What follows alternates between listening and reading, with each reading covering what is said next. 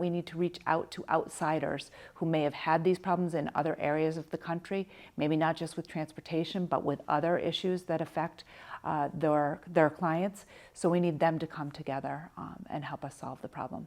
You know, we have railroad tracks running right through, parallel to 395, right through Northeast Connecticut, Providence, Worcester. Wouldn't it be great if there was some type of utilization for employment or travel for people in our communities, that they could, access a train and then somehow access some type of bus or shuttle to shopping centers and places of employment and healthcare facilities? We had a train out here, people would get in a train. But you still have to get from the train to your house, to your job, and that takes a bus. You can only talk about this stuff for so long, and then you have to do something. And you've got all of this infrastructure money. There are these billions of dollars available right now through the Infrastructure Act for a lot of the stuff we're talking about. We're not going to apply for virtually any of it because there's a cost share with it of 20%. 20% is an awful lot to come up with when you're talking about 20% of X millions of dollars for a given project. Because unfortunately, none of these transportation projects are cheap.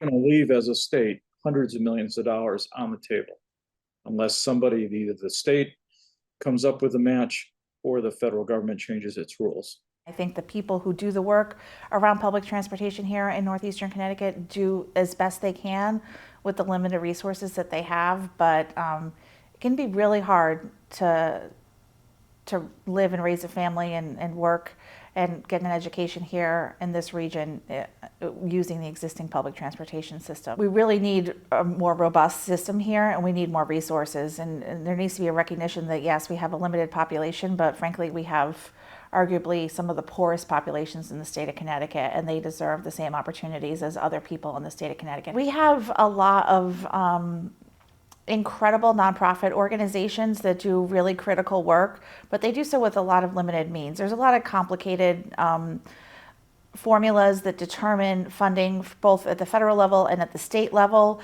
And sometimes the uniqueness, the ruralness, and the density of poverty here in Northeastern Connecticut isn't always accurately reflected in those funding formulas. There is a real need for a change in transportation here, both in Northeastern Connecticut and all across our state. We're making big investments. We're seeing some progress, but that progress needs to come faster. And if you think that transportation isn't one of the major challenges facing the state of Connecticut, then I don't think you're living in the same reality as the rest of us. The top barriers in Northeastern Connecticut are really infrastructure related.